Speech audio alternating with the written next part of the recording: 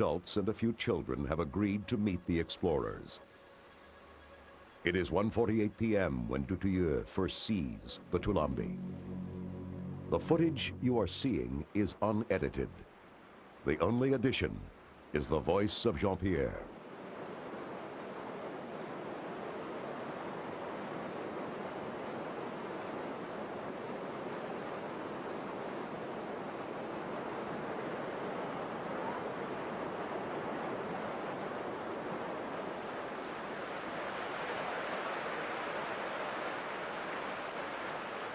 According to Huawei, they don't believe that the white man exists. But if they do, that makes me one of the living dead.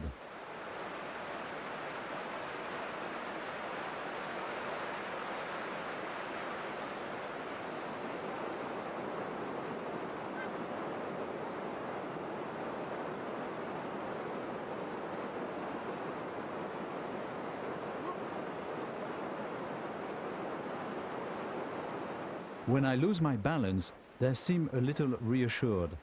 Ghosts don't fall, I guess.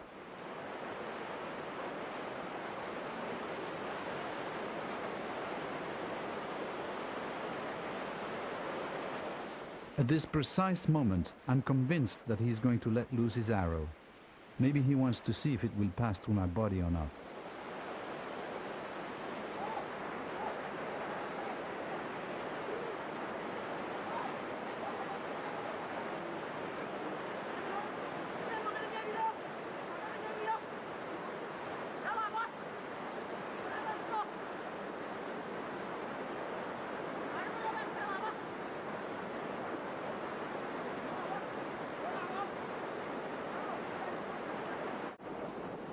I feel it's important to show them my peaceful intentions.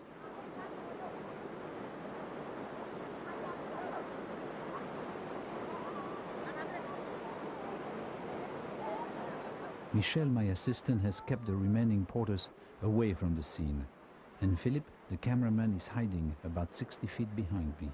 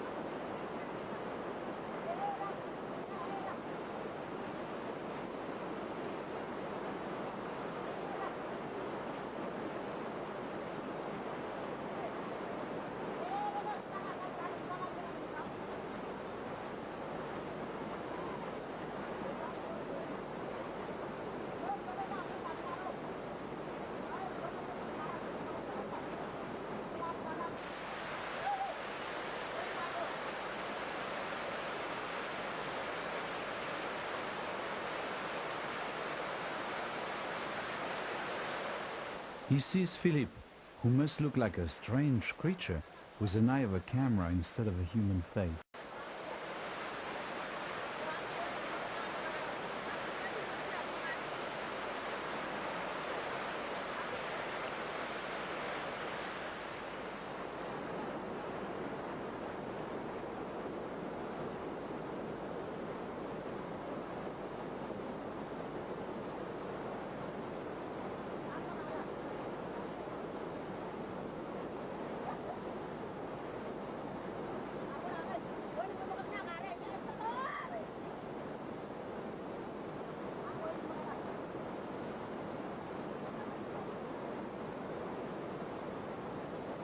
Philippe has been on previous expeditions with me, and he knows these stone axes are deadly weapons.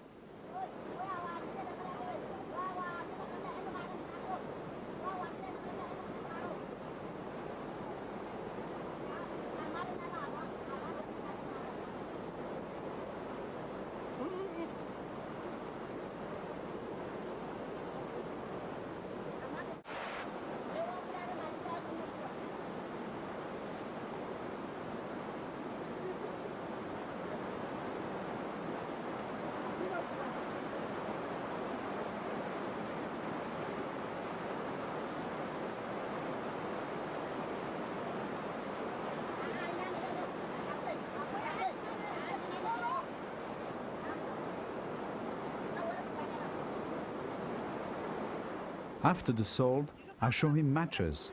He burns his hand, as if he can't believe this is real fire.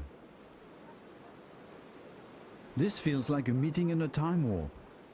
Perhaps these Tulambi, with their wooden spears and stone axes, are the living ancestors of we, who have learned to fly without wings, talk with the stars, and destroy our own planet. It is not a case of once bitten, twice shy. The bravest warrior wants to know more about the gift of fire sticks from one of the living dead. But he discovers the phosphorus on the matches tastes awful.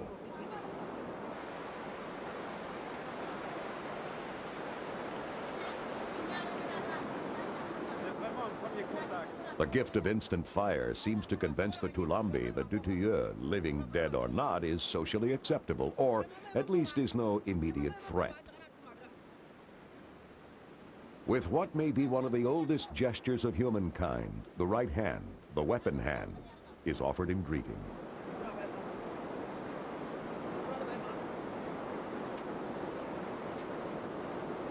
The Tulambi look at Jean-Pierre's pale skin as if it could be paint. But would the living dead be warm, made of flesh and bone and muscle, just as they are?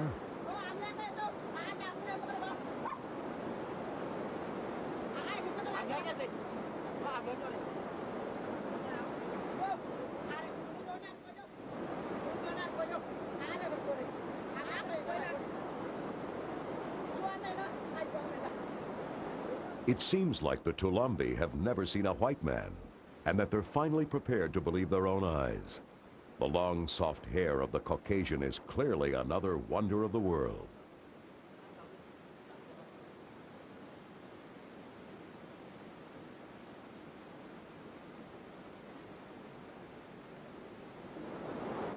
Jean-Pierre now offers the Tulambi their first matches, but they have no idea how to use them.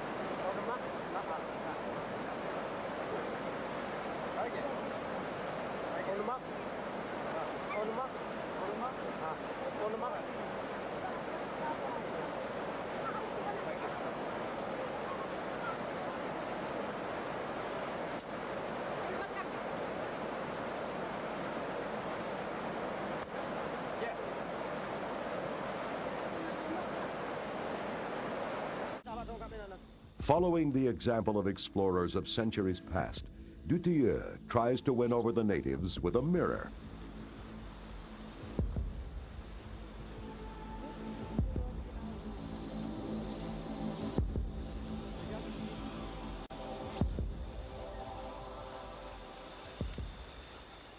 They have never seen their own image, except as a trembling reflection in rivers and pools.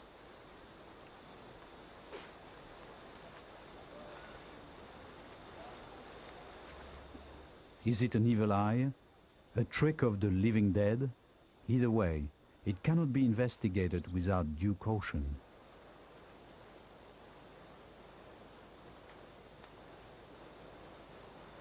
It's okay.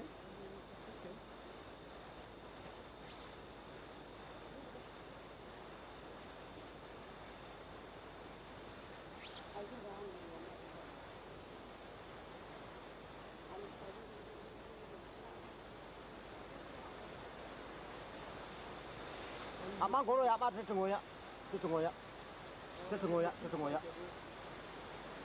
Orongoya, amorongoya. Amorongo jogo dulu narga. Amorongoya. Yeah. Ulang beli. Okay.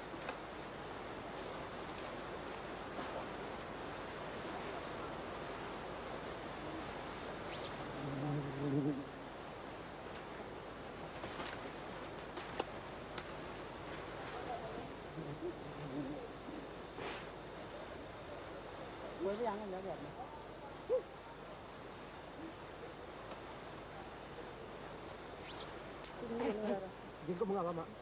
Jingko bunga kan salah niyo pura.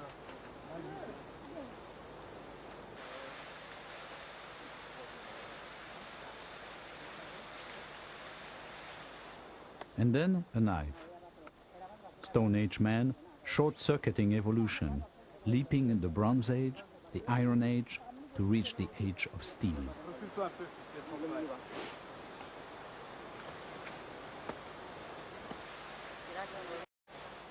The Tulambi remain weary, but decide to accept Jean-Pierre's hospitality.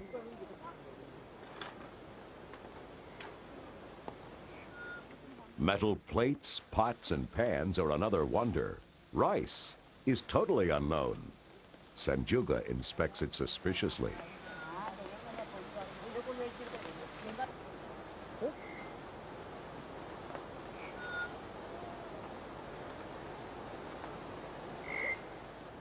And Gio doesn't like the rice at all. But he changes his mind when I add salt. I'm concerned when Angio begins hitting his head. It turns out to be Tulambi body language for good. When Angio does it, it is a signal for the others to try the rice.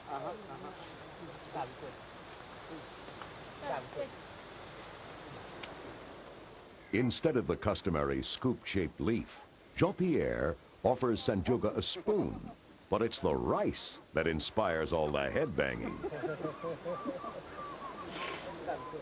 The modern idea that form follows function, that the design of the spoon will dictate its proper use, is obviously not self-evident.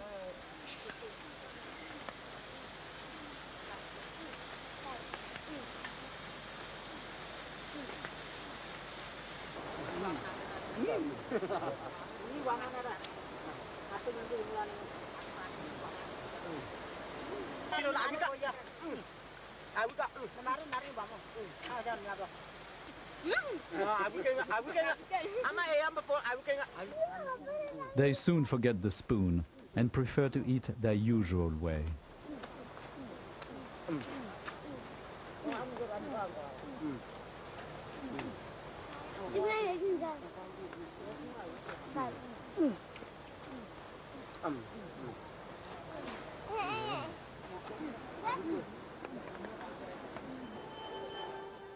My cameraman, Filippo Tiglione, can now get close to individuals without their paying any attention.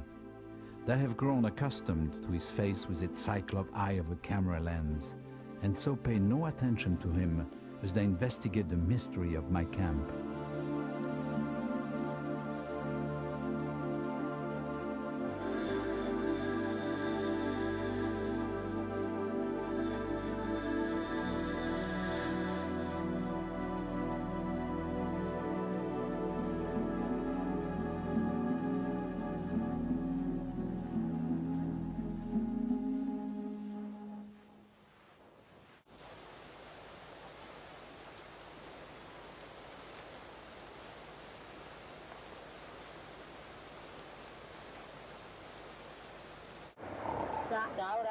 Then Jean-Pierre gets down to work. As always in this type of situation, he uses a rudimentary show and tell session to begin to understand the Tulambi language. How do you call the house? Anger. Anger? Yeah. Anger. Anger. Yeah, you might get anger. How do you call the grass skirt? This? Aiga. Aiga. Aiga. And the necklace, Nungwa. necklace. Nunga.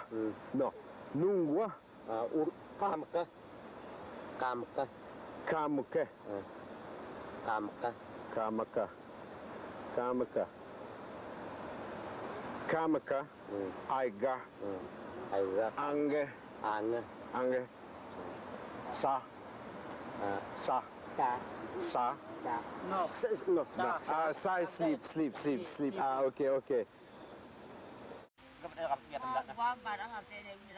Jean-Pierre will later give the tape to linguists. They will hear a language and songs never before heard by modern man.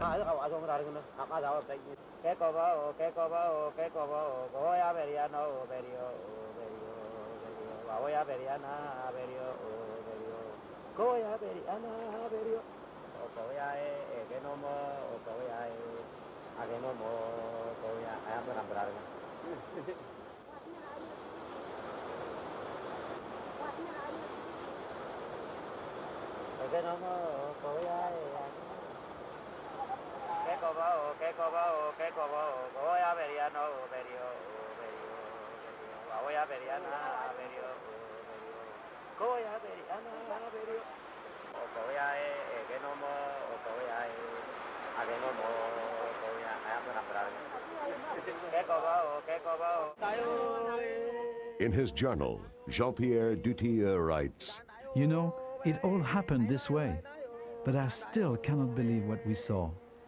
I must continue my research and I will return to find out whether I was dreaming or not.